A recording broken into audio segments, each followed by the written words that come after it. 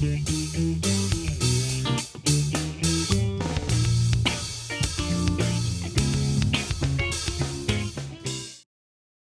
day to all you lifelong learners. Welcome to another segment of the Entrepreneurial Educator. I'm Mark Nelson, entrepreneur in residence at Sonoma State University, and I'm here blessed with the presence of Mary Jane Burke, Marin County Superintendent of Schools. Thanks, nice to be here. Well, welcome. Now, you've had quite the storied career, 40 years here in Marin County, 20 of those years as the superintendent, but you started as a special education instructional aide. Right, yes. Instructional aide, then she moved into a teacher role. Right. Then you were a program manager. Right. And then you were superintendent assistant for 10 years. Yes. Until you've taken on the elected position, elected I might add, as Marin County Superintendent of Schools. Welcome again. Thanks, it's very nice to be here. Schools rule. Right. Tell us a little bit about schools rule and what that means to you and to Marin County. Sure.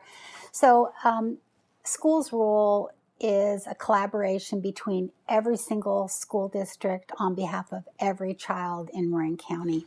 And one of the things that happens, I think, in communities is that people tend to take care of their own. So a mom and dad might take care of their own kid in their own school, in their own class, and so on.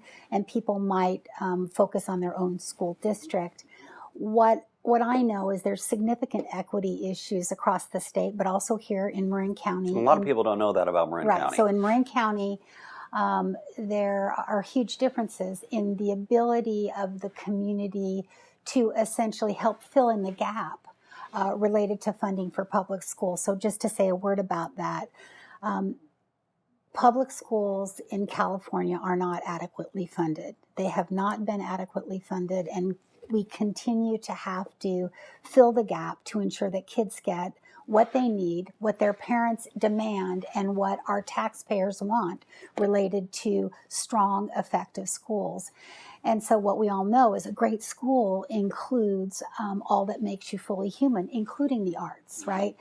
And so in some of our communities, you can see affluent members able to raise millions of dollars for several hundred children, whereas in our largest school district, where there's approximately 8,000 children, they perhaps raise $400,000 for those 8,000. And so the inequities continue. And part of our job is to, my view, want for all kids what we want for our own. So you can think about your son, I can think about my kids. What do we want for them? We want a lot and a little more. So I had an opportunity, and in the beginning, there was an eye to this. I was involved in it directly. But what happened was our local newspaper came and said, "Hey, Mary Jane, I want to give you some free space in the IJ. 4 or 5 full pages every couple of weeks over a 12-week period, and you can do whatever you want with it." And I thought about that, and I knew this was a gift, but of course we don't have any money, we have no PR people, what are you going to do to fill that space?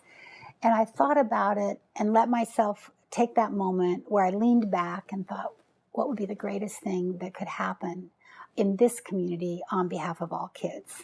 And in my view, it would be to get the message out about the real issues in Marin County that our children and families are facing, and also help our community put that equity lens on top of the requirement, I think, the moral requirement that we care for all kids as if they're our own, not just those in our home, our community, our school district, our school. And I said, well, what about this idea that in addition to what you do locally, let's work on behalf of every kid in every public school in Marin County to provide for all of them. So that is how Schools Rule was born. There were some, definite steps that I took that were controversial.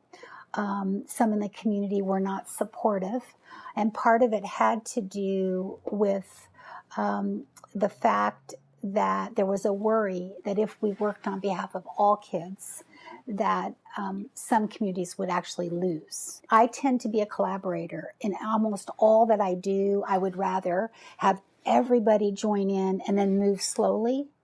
Sometimes you can't do that. You need to find your allies, align them, And in this case, it was the foundations, the school foundations, not necessarily the bureaucracy. And there was actually a meeting where I'm presenting along with the Venables Bell and Partners team, who actually did the ad campaign, and the IJ. And someone in this meeting said, one of the school board members said, "We need you to stop this. This is not, the direction we want to go in Marin County." And I had to take that breath and say, I'm actually not asking for permission. This is the direction we're going to be going. I'm certain that it's good for kids. It's good for all kids. I hope you'll be able to join me, if not now, in the future. And I want you to know we're moving forward. But you have to be willing to take a risk, because if you don't, what do you stand for? You become, in my view, you're kind of milquetoast. Mm-hmm. Everybody agrees. I was reading something on Twitter the other day, and it said, "Does everybody like you?" And then the answer was, "If they do, you're doing something wrong." Because obviously, if you're actually moving things, trying to move an agenda, doing the right things, some people are not going to agree. But that can be okay. And there are, I think, ways to kindly care for and bring along those that are not there yet. But that is definitely a tenet I hold to.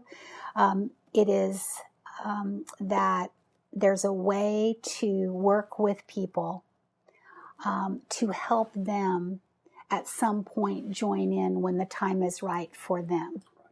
And that can make a difference, because I'll tell you, as a leader, when people treat me with kindness, as they try to help me see a broader view of whatever my position is, I'm so much more able to be the leader I want to be.